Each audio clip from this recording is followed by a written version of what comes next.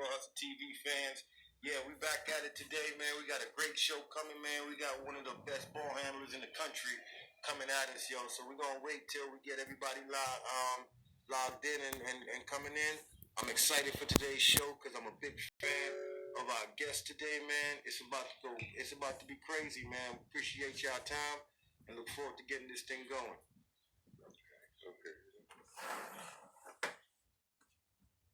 Yeah.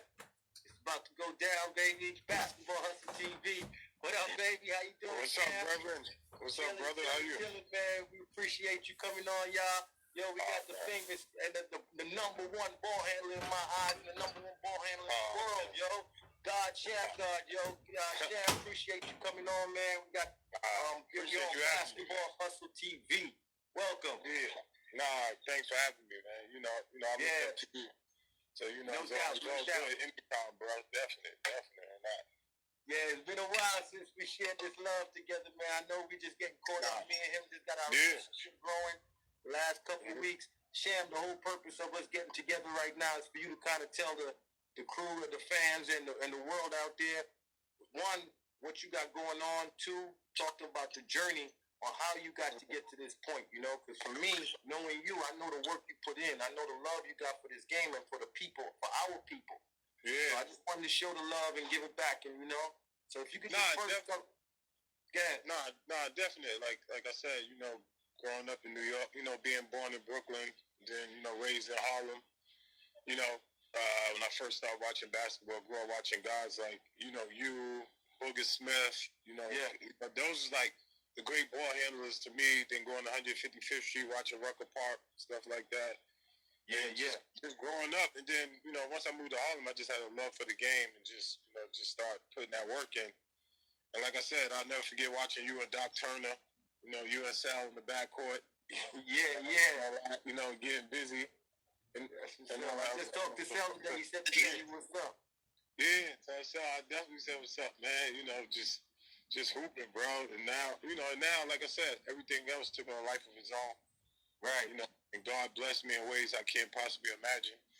And, you know, stuff like that. So, you know, just that type of stuff going on. Yeah. So let's start with your journey real quick, yo. Yeah. So from Brooklyn to the Bronx, right? And where did you go to high school at for the young cats who, you know, we in Cincinnati, I really don't know enough about you. I went to when I moved to Harlem, I went to LaSalle Academy. Yeah, after school for high school. Yeah, small school too. Yeah, I was gonna go to Rice, but all my friends went to Rice, so I went to LaSalle Academy.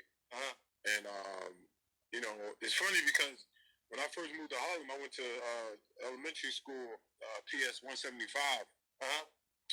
And you know, like I said, I used to always go to Doc Turner. Y'all played in Doc Turner.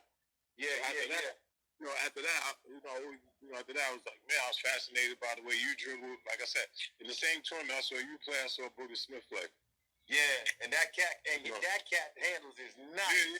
Yeah. You know, that was one of my biggest competitors out there. Yeah. Through him, and it was a problem guarding both of y'all, man. We'll tell y'all some stories about me and you going at it. But right now, let's get to finish that journey. Yeah, so it was like, like I said, it was crazy. So then I go back to my, you know, elementary school, and my PE teacher, you know, was, you know, it's called PE now, but back in the day, just a regular gym teacher. You know what I'm saying? So, you know, my gym teacher was Tiny Archibald. What? Yeah, and he was. Your gym teacher was Tiny. Let's get these cats caught up. Let's not rush this. Tiny Archibald is a Hall of Fame NBA player, right? Exactly. Tiny Archibald is the only player that led the NBA in scoring and assists in the same year. Yeah, so finish telling us that story, because I'm excited to hear it. So it's funny because, like, when, you know, I'm in the gym dribbling and he's trying to tell me something, and I'm like, I got, you know, New York State of mind. Like, I'm like, who the hell is this old dude telling me something, whatever. So he never said nothing. Like, after I said that, he never said nothing. He was just like, all right, he just left me alone. Yeah. And, so, you know, back then I used to watch a lot of film. Right. VHS or whatever. So I'm home, I'm watching Below the Rim, and they got like Kevin Johnson, Magic Johnson. Yeah. But in the middle of it showed like Pistol Pete, Earl Monroe. Right. And then it showed him. And I'm like, nah, there's no way this is the guy that worked at my school. Because, you know, You know, our mind growing up, you see somebody in the NBA, NFL, whatever, you think they rich. You automatically think they rich. So I'm like, there's no way. You don't think about, you don't think about where we at now. Like as we get older, it's a life after basketball. So you only think about the moment. So I'm like, there's no way this dude is working in my school. Right. This dude's rich. There's no way. So, you know, like a whole week go by, and I'm just watching him. I ain't even saying nothing. I'm just watching him, just looking. But then every day I'm in the gym working out. He's always in the gym, so I'm just looking. And I was like, you know, are you Tiny Archibald? He like, yeah. And I'm like, man, why you didn't tell me you was Tiny Archibald? And he was like, nah, you young cats always think y'all know what y'all talking about. You know, I was gonna wait for you to come to me. And from that day on, I just learned the lesson, like, never think you know everything. Always try to get the wisdom from other people that's older than you, or people that's in better situations than you. Yeah. You know, that's don't judge a book by its cover. So it's like never judge a book by its cover. And that's what's up. You know, and from that day on, man, even to this day, we're like real close. He's always been like a real mentor to me. So he's still around then. Yeah. He's still. Bless up, man. Tiny Archibald, man. That's what's up. Because I remember him. Let me tell you my story with Tiny Archibald. So I'm up in Harlem playing one day, just like you said. Dude ain't gonna come at you on like, yo, I saw you, I like you. Yeah. So I'm playing in a game and I get done. He was like, yo, what up, shorty? I like your game. I was like, yo, thank you. He's like, I bet you think you good. I'm like, I think I'm nice, yo. Yeah. See, I get these dubs. I rip anybody out here. You know, I'm just trash talking. You know, that toxic confident New Yorker. Yeah. He like, yo, if you think you good, you wrong. Because there's somebody else working harder than you in Chicago.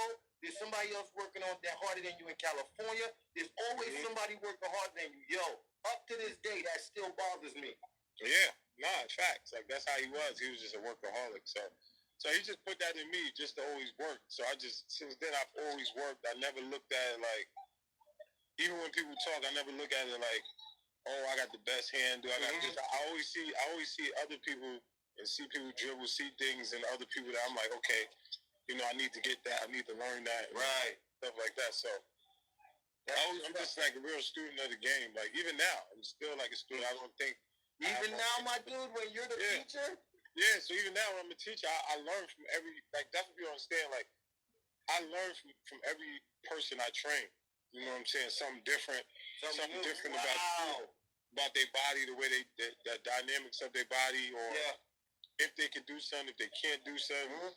You know, when to push, when to pull back, when to push. Yeah. And so for every, like I tell, like it's funny because everybody I work out, I always tell them like, I always like, you know, I'm always thanking them, and they always like, why you say thanks?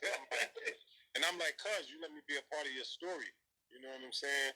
You let me be a part of your story, and even though I'm helping you grow, you help me grow. Right. You know what I'm saying? So, you know, every interaction, because we're relationship beings. You know, and that's what you understand. We're relationship beings from when we were born. We're relationship beings. So you have to, every interaction, you have to learn something from it. Good or bad, you have to learn something from it. You know, and if you don't come in there with an open mind like that, then, you know, most of the time you're going to fail at that relationship. Because every relationship, you know, deserves, like when people always ask me, I'm like, yeah, it's 5 people in one person, because every relationship deserves a different version of myself. Right. You know what I'm saying? Yo, so that's deep. You know what I'm saying? So when I'm with my kids, you know, I'm a father. When I'm with my moms, I'm a son. When I'm with my brother. And when I'm with my friends, I'm a friend. But I never try to get out of those boxes, because when you get out of those boxes, then you're doing a little too much. You know what I'm saying? So every reaction, I give my undivided attention to what that reaction, what that relationship takes from me. You know? Yeah, man. You know, that's something deep what you just said, man. And I feel like, you know, for me, I share the same common bond. Yo, we legends in this game, and I hate saying that because we humble people. You know what I'm saying? Both of us are legends in this game, and we so humble about it that when we speak, the knowledge that we speak to people, that we almost share common bond. Because I remember signing autographs, right? I remember signing autographs and looking at kids like, yo, thank you, man. Thank you. Like, yo, you asking me? I should be asking you because we idolizing the people that idolizing us. Like, for people, if people I heard us talk a couple weeks ago when we first came back together, you know, just a quick story about me and Sham. The last time me and Sham spoke is when we was in the city championship going against each other. Yeah, exactly. Yeah. You know? Definitely. So, right away, when we talked the next time, both of us, I'm in the Hall of Fame in my high school. This cat's in his Hall of Fame. This cat's doing big things. And we like, yo, I'm such a big fan. We got so much love. I'm a fan of Sham. Sham is like, so, yo, to hear you speak, man, it's such an honorable thing, man, because we came from such humble backgrounds and we still humble in our minds that we still learning. I'm hearing things from you that I'm just like, yo, I got to go sit down and digest this. So I couldn't imagine what the other cats are doing. So now that let's go to let's go into the game we played in our high school game. You know, let's go to that city championship. Yeah. You know, and yo. That city championship sits so hard in my head because that was my last high school game I lost. Yeah. And the only thing I could think about in my head is that I lost to you. I didn't lose to LaSalle. I didn't lose to LaSalle. I lost to Shammgod. That's how New York dudes are. You know what I'm saying? We always, like I tell people, like people always be like, man, New York dudes be so like angry, this and that. And I'm like, nah, it ain't anger. Like, New York dudes just take everything so personal. Like, everything is like to the heart. You know, to the heart, yo. Everything is to the heart. You know, everything is like, no matter if it's a team on the front of the shirt, everything is like, hey, me and that person. Me and that. And then if you know that person, it's definitely me and that person. Oh, it's worse. Yeah, that's what's up. So now let's jump into, man, your college now. So now you went to Providence. Yeah, so now, you know, I go to Providence. You know, first year is good. Second year is what was your freshman year like in school? Because you came out as an All-American. Yeah, so freshman year is good, you know, because, you know, I would go to Providence. I'm the first McDonald's All-American to go there. So, of course, is that right? Yeah, you know, so, you know, now it's two. Now it's me, and it's funny, now it's me and the kid I trained that's went to NBA, Chris Dunn. So we're the first two All-Americans that go there. So it's like weird. 20 years later, training the next person that's a McDonald's. But you know, I go to Providence, and I break the assist record for the Big East. You know, Washington. That was my idol. You just said you broke the Big East record, the assist. Yeah, I broke. Do you know how many guards in the Big East? Definitely. And then to make it good, to make it more even special, is I broke the record of. You know, another New York person I looked up to, Pearl Washington. Oh, wow. You know what I'm saying? So it's like, so that was like a great feat within itself. Then, you know, the second year we come back, we play, we make it to the NCAA tournament. Yeah. You know, then of course, you know, everybody know that. Like, you know, after that, I have amazing run in the NCAA tournament. Yeah. That was the year I watched you like, yo, I can't believe what I'm seeing. Yeah. So then, you know, and then within all that, you know, we lost to Arizona to go to the Final Four by 2. You know, and you did your thing in that game. Yeah, you know, I did work in that game. That's when you guard Shammgod that kid. Yeah, I did a move out of reaction, and then of course, you know, that just took on a life of its own. You know, that took on a life of its own, and you know, even to this day, you know, it's still an amazing thing to see. You know, people around the world doing it, and you know, and they always say imitation is a great sense of flattery. So greatest compliment. So you know, so I'm blessed and humbled by even those experiences. And you know, like I said, half the time it's hard to be anything else, and people always say, "Oh, you know, this person, you're humble, this and that." And I'm like, nah, this is what I be, because you know, all this is God. This is what God put in me. You know, what I'm saying? Put in me. This is not of my own doing. This is of what He put inside me, and that's like the most beautiful thing about it. Because when people see me and they see things from me, you know, I always want them to see. When they see me, they see, you know, what God put in me. You know what I'm saying? And you know, I take pride in that. Yo, that's what's up. How'd you come up with the guard Shammgod move? Because I know a lot of people asked you that, and me being a ball handler, I'm even curious because it's such an awkward angle. You know, how did you come up with that? Nah, it's funny because, like I said, like when I was young, you know, me and you talked about this briefly on the phone when we you know, I used to always watch you come up to court and do a single hand crossover. You know, set them up. Yeah. So in high school, I used to always be like, man, I gotta get that. I gotta get that. You know, and it's funny because you know you hear people like, oh, don't be a copycat, and it's like, nah, it's like, yeah, it's okay to be a copycat, just copy the right cat. You know what I'm saying? Yeah, you know what I'm saying. So it's like, you know what I'm saying. You know what I'm saying? So it's like, you know, so I used to always watch you do that stuff. And then I remember in high school, it's a thing that somebody posted on IG the other day, and I reposted it. It got me dribbling like with 3 people, and somebody reached, and I that was the first time I ever did it, like kind of like you. I just pulled it back, and I was like, oh man, this is sweet. So then the NCAA tournament, I went to make a move, and I lost the ball, and that was the only thing I could do without getting the ball stolen. And then, so by accident, that's how I went and came back that clean. Yeah, and then I watch film so much, and I always watch me, and I always watch ball handlers, and I was like, man, I always watch film. See, one thing people don't understand is with me, like, whenever I used to watch dribblers, whether it was you, whether it was Booger, whether it was Isaiah Thomas, whether it was Pete Mavericks, like, because, like, when I was young, my father used to train boxers. Like, he trained, like, Mark Breland, like, Golden Glove boxers. Yeah. And I used to always watch them box, but, like, in slow motion, like, just to see their footwork, stuff like that. So then when I started playing basketball, I used to always watch, whether it's you or anybody, ball handlers in slow motion. Because then you get to see every facet or every body. So then I started learning, like, man, you know, just as important as the hand is the footwork. Mm-hmm. You know, so by me watching in slow motion, I watch every shoulder move, I watch every head twitch, I watch everything. So then I always incorporated that in me, like the way people move. You know, like when I come down to the inside out, always like Pearl Washington. Every time he did the inside out, he always shook his shoulders back and forth. Before the inside out shut up. You know, when I used to watch you, like, you know, go cross back and forth, I used to watch how every time you cross, your legs move.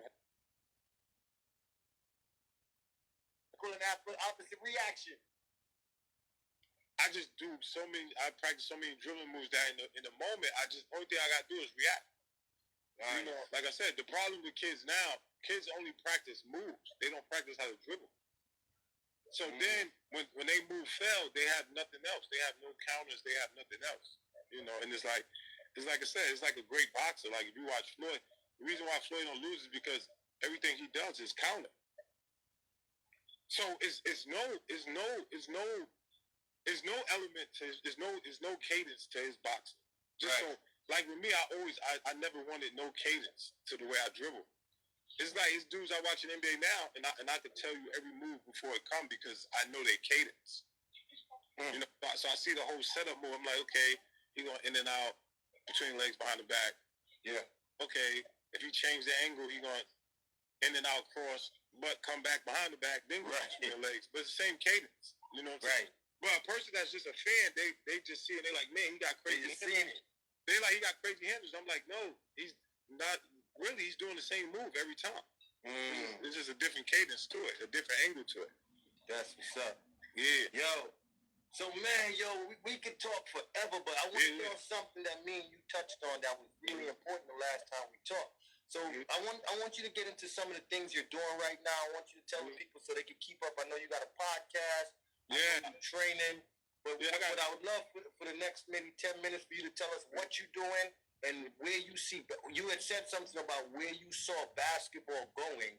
Yeah. And with, you know, so I would love to get these young boys caught up on where you see it. So you hit us with that science, my dude. Yeah, so it's like, you know, right now I'm doing, you know, a podcast called Talk to God, where we talk, we talk to, you know, athletes, we talk to parents, we want to talk to kids, because we want everybody to get that knowledge from every angle, like how to pick agents, like what you think about basketball to this day, what was your journey, what was your first journey and stuff like that. Yeah, it's important.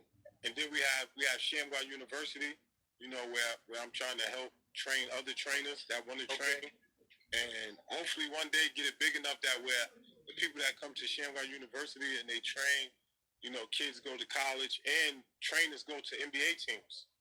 Wow. Because it's like, yeah, I'm doing, my thing with player development and stuff and things like that.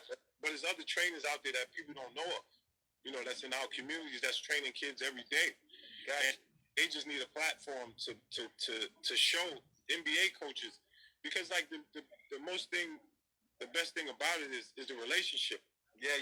We come from where these kids come from. Yep. We know what they know, and we feel what they feel. It's just about us being around them and them trusting us to make the kids better and help them better. Yeah. And then, like I said, for me, being in the midst of the NBA, being with Dallas Mavericks, being with a great owner like Mark Cuban, and being with a great agency like Rock Nation with Jay-Z, give me the platform to bring everything in my mind to life.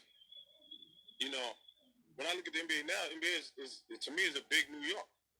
Yeah. Like when we was growing up, you had big men dribbling. You got guards dribbling, you got guards rebounding. When me and you play, in our era, we want to do everything. You want to steal, rebound, you want to post up, and if you look at the NBA now, that's where it's at now. To maximize your time there. Yeah. Maximize it. Yeah, because now it's less about position. It's about being positionless in the NBA. You know what I'm saying? So like, if you can dribble, you know what I'm saying? So where we at now, I'm just trying to give that back and then dive into the science of it, like the footwork. Like people know now, like I'm a vegan, and taking care of my body. Wow. And doing hot yoga and stuff and things like that can help advance your career and teach people. People think you can't teach people, but you can absolutely teach people instincts. And everything with my development is, training cats is all about just training them how to have instincts and being comfortable in uncomfortable situations. Yeah. You know what I'm saying? And I think that's important, man. That's where we got it, and that's where we got to get them at. Like, you don't have to. People don't have to dribble like me. I want them to. If they coach only let them dribble 3 times, I want them to be the best 3 dribbler in the world. If I can show you that, then I did something. Right. It's like what most trainers don't understand. They train kids to be the best that they possibly could be. But at the same time, you gotta train them to fit in to whatever organization or dynamics they're in. Right. You teach somebody to be the best player they could possibly be, and that hurts the team. So now when he go back to his team, did you make him worse or you made him better? And that guy, you made him worse. Right. Because their mental, their mindset. Yeah. Because that ego. Yeah, because now your coach is telling you, you only can dribble 3. I don't want you dribbling. I want you dribbling 3 times, 2 times. Yeah. But now he done worked on the crazy handle. Now he back there and he like, nah, I can do this and that. And it's like, well, we have Steve Nash, we have Steph Curry, we have them to play the point. So you have to teach the person to their job. Help them master that. It's like do their job. Yeah, it's like, it's like when people, it's funny, like when I see people and they pray to God about stuff and they like that, and it's like, and I'm looking at them like, okay, you praying for this, but you can't master what he gave you already. So how you expect? Right. You know what I'm saying? So like when people see me, they're like, oh man, you this, you humble, you this, and I'm like, no, where I'm at is where I'm at. So I'm gonna master that first before I could jump out the window and try to do anything else. You know what I'm saying? And so that's what people see in me when they see me. They see humility. They don't, they see humility. Like, I'm okay. Like, I'm going to master this, and then I'm going to move on. I'm not trying to be bigger than what I should be in that moment. Yeah. That's crazy. That's crazy you say that, because one of the things I get frustrated at watching basketball that I can't stand is how quickly kids are quick to jump out of situations. Like, let me give you an example with schools, right?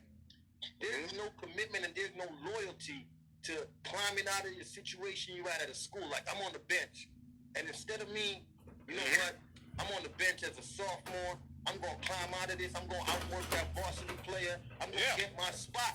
Instead of that, I'm going to transfer because this coach ain't playing me. And that's the part people don't understand. Like, when I used to go watch you play, Boogie and play, like, I didn't. The funny thing is, like, I tell people, they always act like, oh man, you must have been dribbling since you came out the womb. And I'd be like, nah. I'm like, nah. Because I started playing basketball at 12. I'm like, I was just so disciplined because my father trained boxers and stuff like that. I was always disciplined. Like, I remember I used to have to sit at the dinner table and read my homework out loud. Like, you know what I'm saying? Things like that. So once I fell in love with something, I got a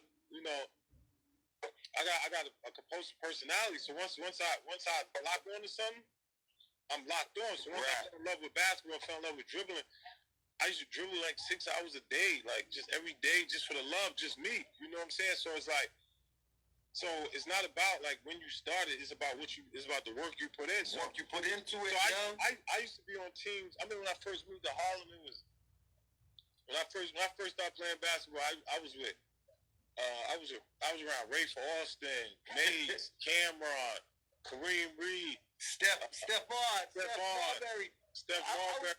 I was just telling my man, I'm sorry for cutting you off. I was just telling my man, y'all class? Yeah. How crazy y'all class was.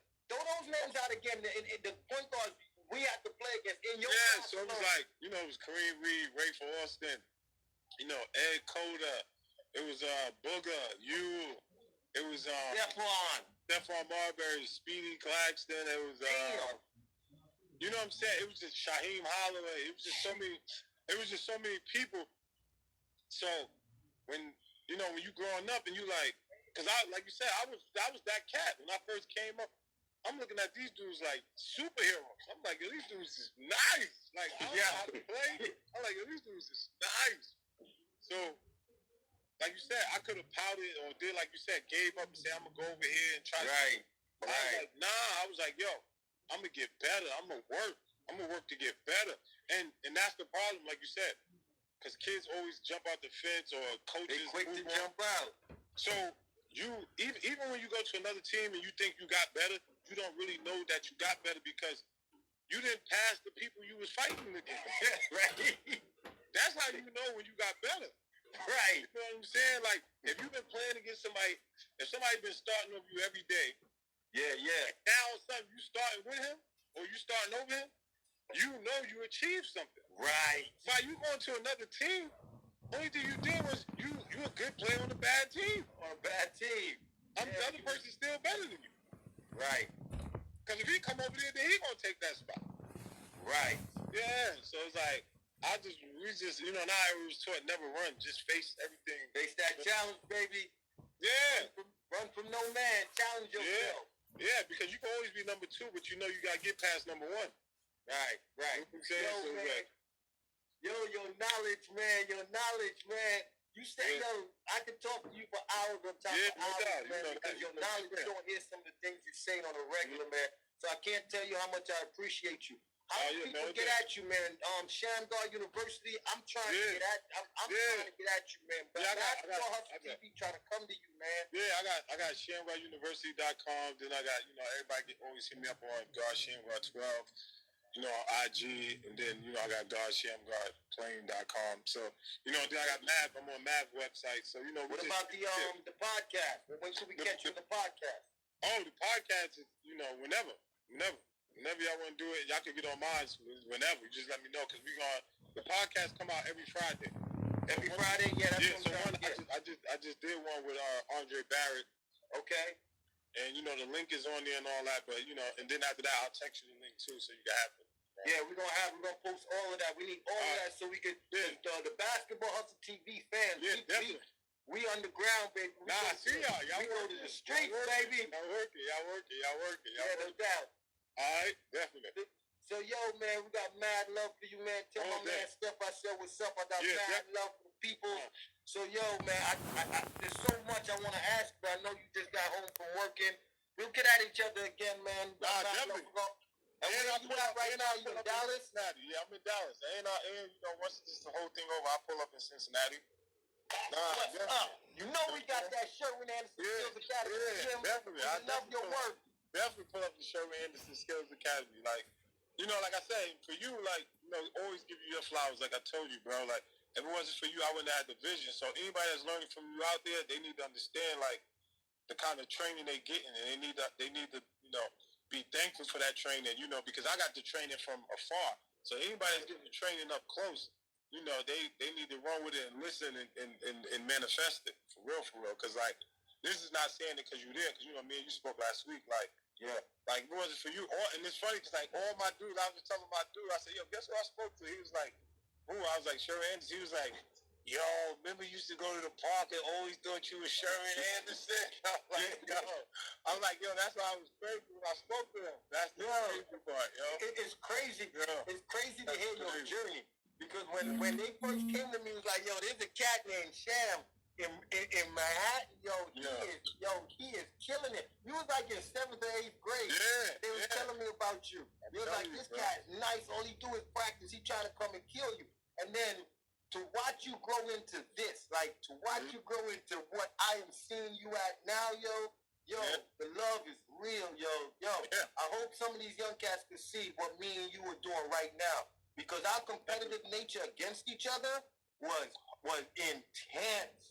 Mm-hmm. And then for us to grow up and be 40s, be in our 40s, and still got love for each other in a beautiful way, man. Yo, appreciate you, man. I love you, man. My man Capri on here, free. I see you. But yeah, man, love, man. Serious. Yeah. Yo, so blessings, man. We'll be talking. All right, peace. We'll be in touch, man. Later. Peace. Love. One love.